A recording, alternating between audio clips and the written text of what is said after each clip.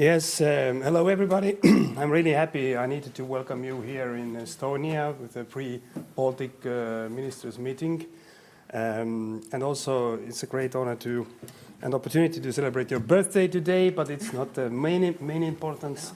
Most important is that we need to understand in these really difficult times what we have globally about security, and of course, the situation when Russia is waging more than 4 years a full aggression war against Ukraine, it is so important that we are discussing and also acting in behalf of our regional security together. And we are very grateful that Canada is really committed to our regional security as well as a frame country of NATO troops in the Baltic states in Latvia. And as well, we discussed how can we put more pressure on Russia. Canada is really leading about the sanctions, about different measures, about accountability matters. So it is so important that we are committed on that, because we know that we need a long-lasting just peace in Europe, which is securing all the world. And Canadian commitment is really very important. As well, bilaterally, we discussed many topics about rare earth metals and magnets, about our bilateral developments of cooperation. Defense industry is very important. But also, we are going to open the new Estonian Culture and the Business Center in Toronto in August. So this is something as well the Canadian government invested heavily together with Estonians and the Estonian government. And this is a great occasion to discuss as well the further meeting. We are flying together tomorrow to Sweden when the foreign ministers of NATO are going to discuss the way to the NATO Ankara summit, but also our European security. So actually I won't be very long, because we adopted as well the declaration as free Baltic states and Canada. You can read in more detail what we were discussing and what our common positions are. So thank you very much, Anita, for coming to visit Estonia and the Baltic states. Thank you. Well, thank you so much. Thank you so much, Margus, for hosting us and for being so welcoming to me.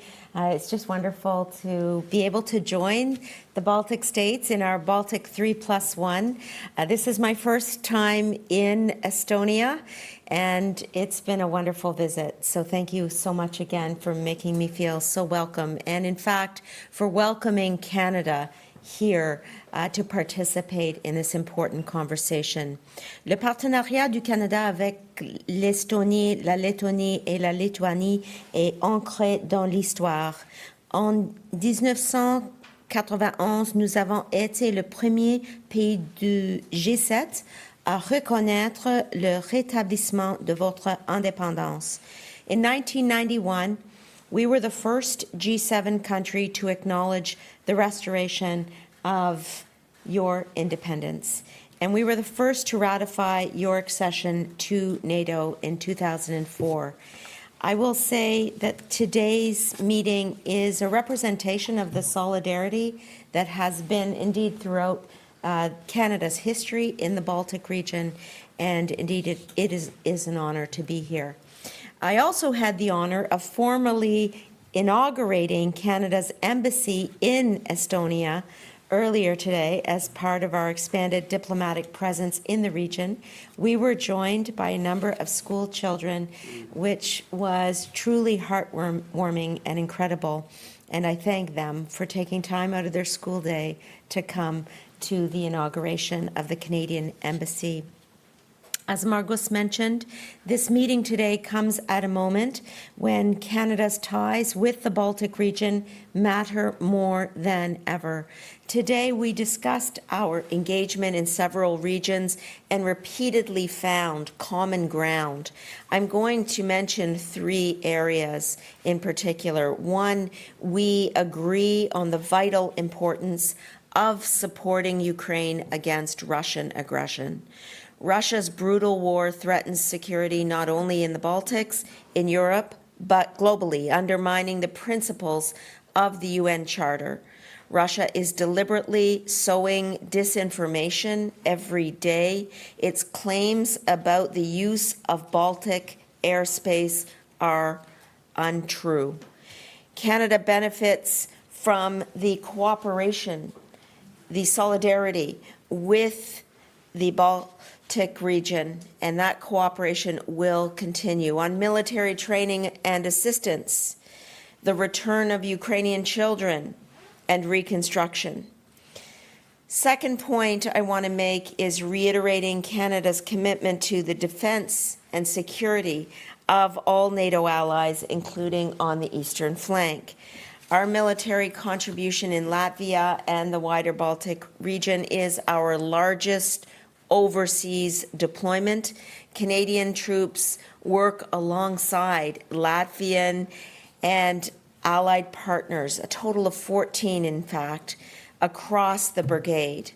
And this partnership actually extends beyond security. And here I move to my third point, which is Canada is honored to host the Defence, Security and Resilience Bank, or the DSRB as it is known. And this bank shares the EU and broader objective of strengthening democratic resilience and defense industrial capacity. And essentially what the DSRB is a pooling mechanism for capital, and in particular capital for small and medium-sized enterprises. So we are working with countries to scale up the manufacturing and production of defense equipment, and we very much welcome the Baltic allies' insights, creativity, and commitment, and hope very much that they will join us in the DSRB. Finally, if I could just close, I very much also look forward to traveling with all of you to Sweden, to the foreign ministers' meeting of NATO. We are like-minded, nous sommes solidaires, nous sommes des partenaires, and we share your firm view that collective defense is stronger when we work together. And we'll continue to work alongside with each of you and your respective countries.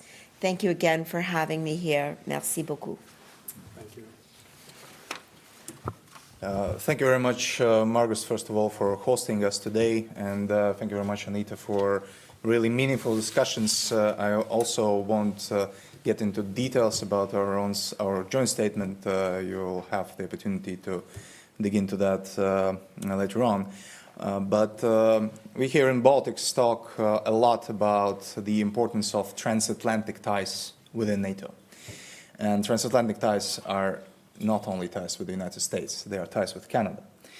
And we are really happy that Canada is leading our brigade in Latvia, contributing to our defense very significantly. And this is the example NATO collective defense is needing every day.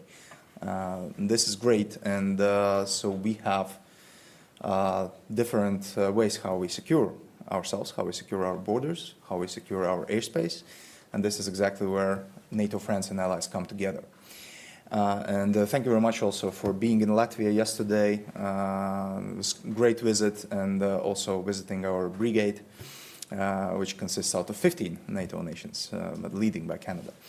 And yes, indeed, in the last couple of days, we have heard a lot of disinformation from Russia about different things about how strong or weak is NATO, or about our airspace, how we are allowing to use our airspace to strike the drones towards Russian territory. These are lies. These are definite lies, and we know that, and Russia knows that.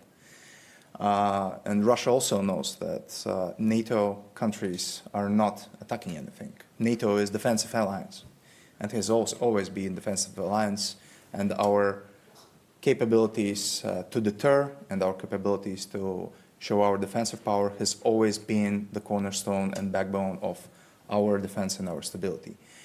But we will not be scared to show our readiness to defend ourselves. Just as we had a great example in the Estonian air just this week. How by joint action by our Romanian friends and also including our Latvian soldiers, how we decepted and liquidated the drone. So we will not be afraid to show that we can defend ourselves either on border, on air, or in Baltic Sea, or in the Arctic, where we have the increased presence by Russia and China. And this also should be one of our issues to discuss because our regions are interconnected, and if something happens in another part of big NATO, it has direct impact on us in every capital of NATO.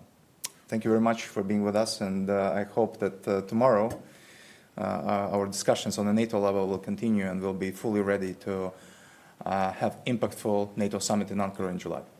Thank you. Thank you. Thank you, Margus, for bringing us here and for your hospitality as always. Our partnership, Baltic states and Canada, is expanding, and expanding in the areas where it matters most. So that's the Eastern Front Line, that's Arctic, what concerns geography, and what concerns topics, those are the hybrid attacks against us, those are the incidents related to the aggression against Ukraine, those are the cyber threats, and all other areas where Russia is waging non-conventional warfare against us.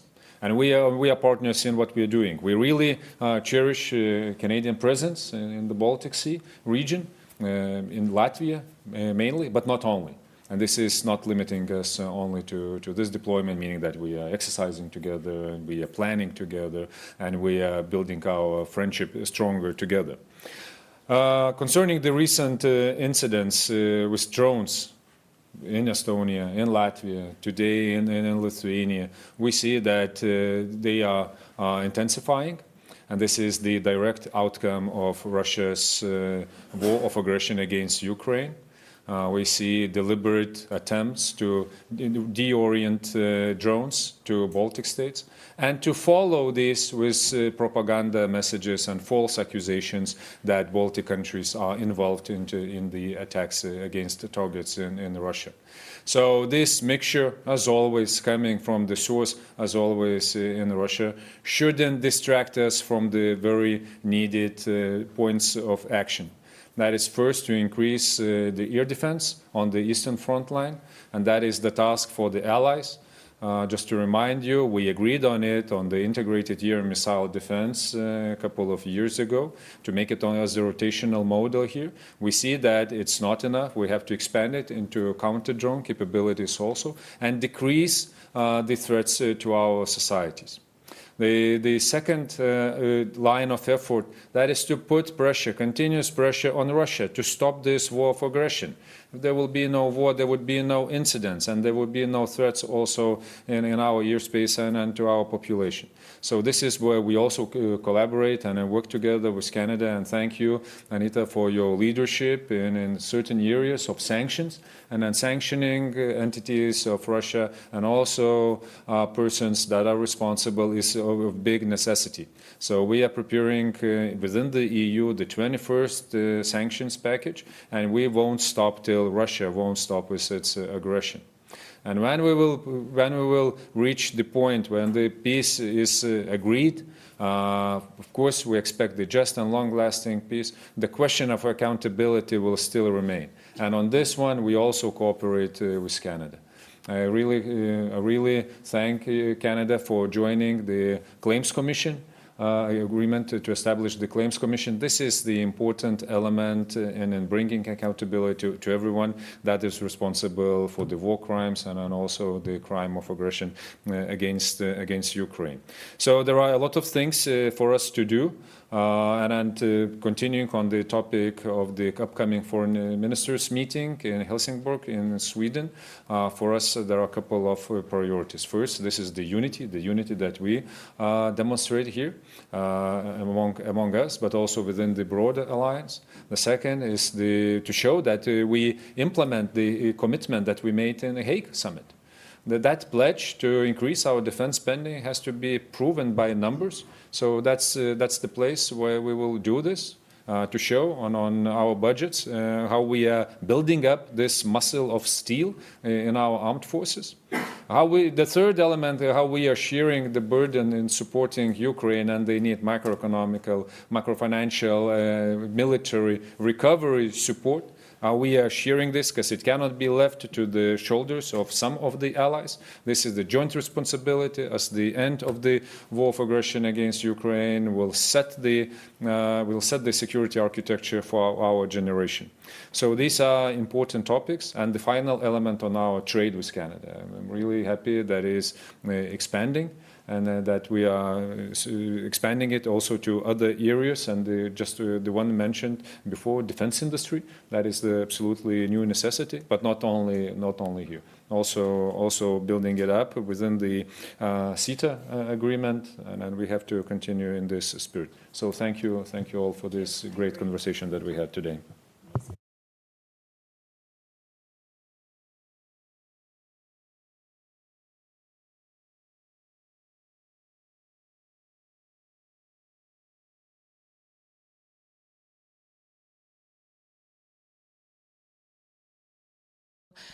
As you already mentioned, Russia has been more aggressive towards the Baltic states in recent days, including yesterday at the UN Security Council. What has emboldened them, and do you think it has anything to do with the recent news that US is pulling back its troop presence in Europe, including the troops that NATO has available for crises? Thank you so much. I may start maybe. Russia is not in a good position.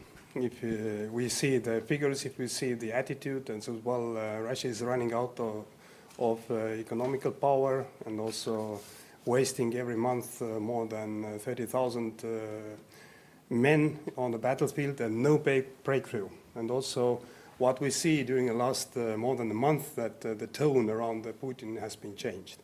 So they're looking for the opportunities to divide the unity of the allies, the unity of NATO, and as well unity of European Union. So the European Union sanctions are working, all the pressure on Russia is working. And of course the deep strike by Ukraine to Russia is really, really working well. And of course Russia is trying to use any opportunity to put pressure on us as well. And now they're using, not only during the last couple of days, but we witness during the weeks, waging the story that Baltic states and Finland allowing officially using our territory for Ukraine to launch attacks against Russia. The main purpose is that we should be divided. Russia trying to play with the western part of fear of escalation, as always, but nobody believes Russia. And the other thing as well, that Russia would like us to put pressure on Ukraine to stop these deep strike attacks, which is actually attacking the Russian lifeline through the Baltic Sea, because 60% of Russian gas and oil is going through that. So this is a desperate act from Russian side, but this is exactly that the western part of the world unity to support Ukraine and put more pressure on Russia is very important right now. And we are going to discuss as well the NATO deterrence and the plans for the future already tomorrow. So this is exactly the time when Russia is trying to use an opportunity to divide us, but Russia is not successful on that.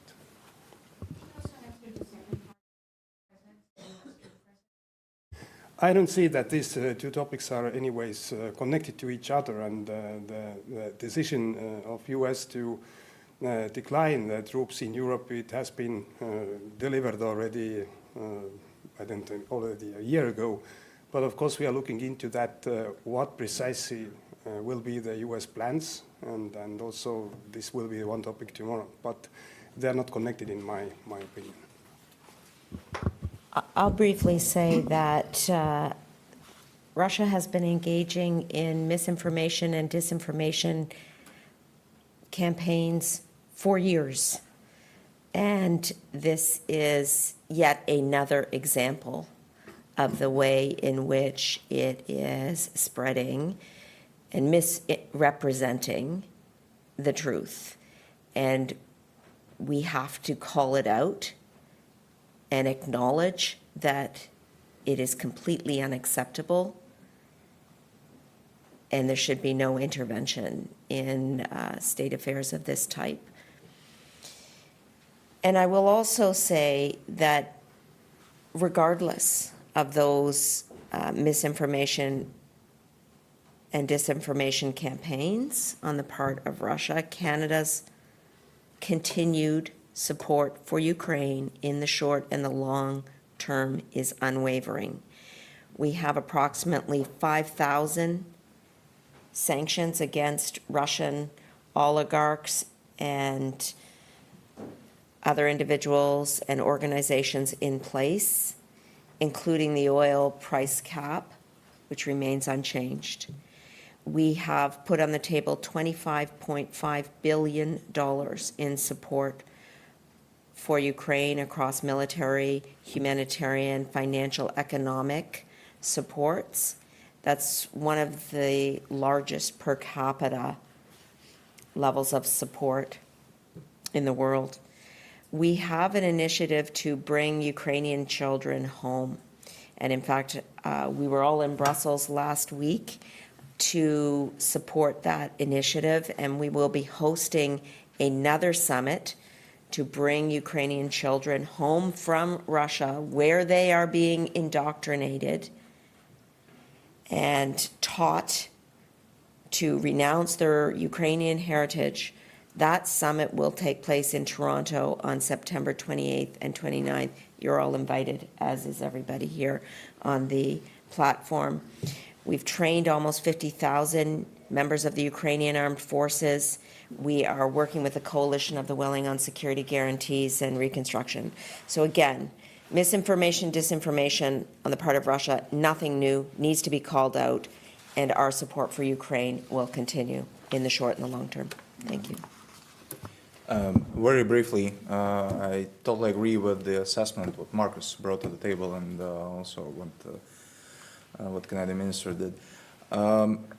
Russia is waging disinformation campaigns on different level against Baltic states, basically since we started to talk about joining NATO and European Union. It's nothing new.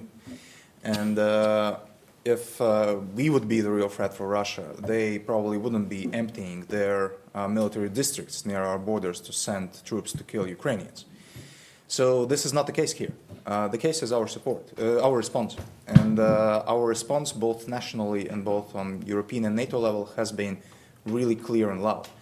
We had great statements by Ursula von der Leyen, by Berta Metsola, a number of folks who have been telling the truth about what's going on here. And this is probably the most important part. And regarding to the second part of the question, I also share that these processes are not connected to each other. Of course, Russia is willing to try to find every single dot or every single way how they can diminish the unity of NATO. But this is not happening, and this will not happen. It is very clear, and through our conversation today, it has been reinforced like 10 or 20 or 30 times. Ukrainians are more and more successful in their deep strike capabilities and reaching the targets, the legitimate targets, as the country that is defending themselves.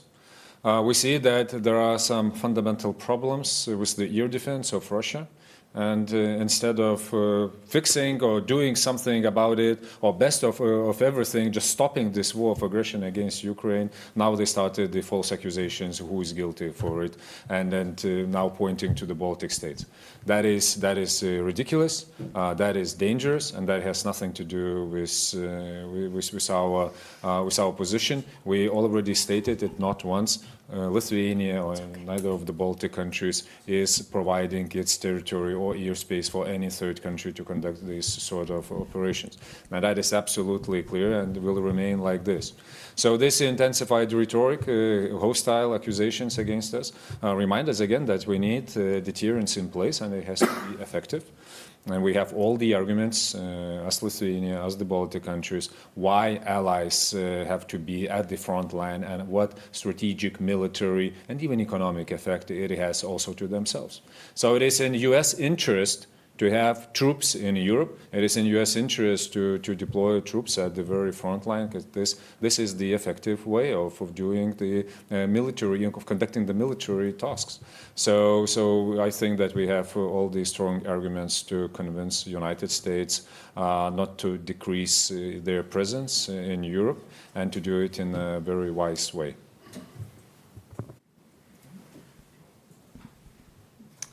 Thank you. Greta Gurvits from the Estonian daily newspaper Õhtuleht. Madam Minister, happy birthday. Hope you're enjoying it. So embarrassing. Prime Minister Kani recently said the often echoed words, if we are not at the table, we will be on the menu. Madam Minister, my question is to you. Who is doing the dining currently at that table? Is it Russia? Is it China? Is it your neighbor to the south? And what can the middle powers that Prime Minister Kani was talking about do to not end up on the menu? Thank you. So thanks for the question. The gist of his remarks in Davos were very much a recognition that the global geopolitical environment, including the global trading order, has shifted, ruptured, transformed, and as a result, countries, middle powers, will need to band together, work together in order to be stronger together. And the work that we will do internationally as middle powers will be clear on an issue-by-issue basis. So let's take an example of, Kęstutis talked about Arctic security. How can we work together on Arctic security as the Nordic 5 and Baltic 3 nations? That's something we talked about today. Working within the NATO construct, as well as across the region, to ensure that the region is responding to Russian threats moving further and further north towards the Arctic Circle. So in that instance, as an example, Russia is presenting a grave threat to Arctic security and sovereignty, and we will do well to work together within NATO and across the board. So that gives you a sense of what middle power diplomacy looks like. It's very much about responding to a changed geopolitical environment. And from Canada's standpoint, we are doing that in the economic arena also. By trying to double non-U.S. trade over the next 10 years. We've signed over 20 security, defense, and economic agreements over the last year. And that is very much about multilateral trade deals. For example, looking to conclude an FTA with ASEAN in 2026, but also bilateral deals, ensuring, for example, we're partnering with other middle powers around the world. Indonesia comes to mind. We signed a free trade agreement with them before 2025 came to an end. So that gives you an example. It's a complex topic, but you can boil it down to two words. Our foreign policy is based on principled pragmatism. The principles remain rule of law, state sovereignty, territorial integrity, all of those values that we are like-minded about here today, and that we stand for example, in the Ukrainian context, always supporting them in their fight for sovereignty and territorial integrity. And also pragmatism, recognizing that the global order has been transformed, recognizing that we will partner with other middle powers in order not only to benefit domestically, but also to stand for the principles of international cooperation and multilateralism that have kept us safe since the end of the Second World War. Okay, thank you. So we take a very short last question, please. Yeah, Minna Tismus from Estonian daily newspaper Delfi. So I have a question. What is the current position on possible missions to open Hormuz Strait, and should NATO be involved?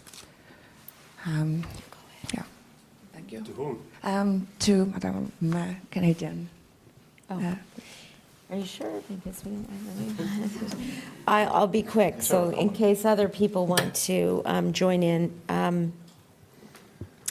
So Canada has been clear that once there is a permanent ceasefire in place, we would be prepared to put forward particular measures in order to ensure that the law of the sea and international law, including international customary law, will govern going forward. And so those measures are being discussed now, but they include demining expertise, potentially cyber capabilities, and other measures that the Minister of National Defence is currently discussing with his colleagues participating in this UK-France coalition.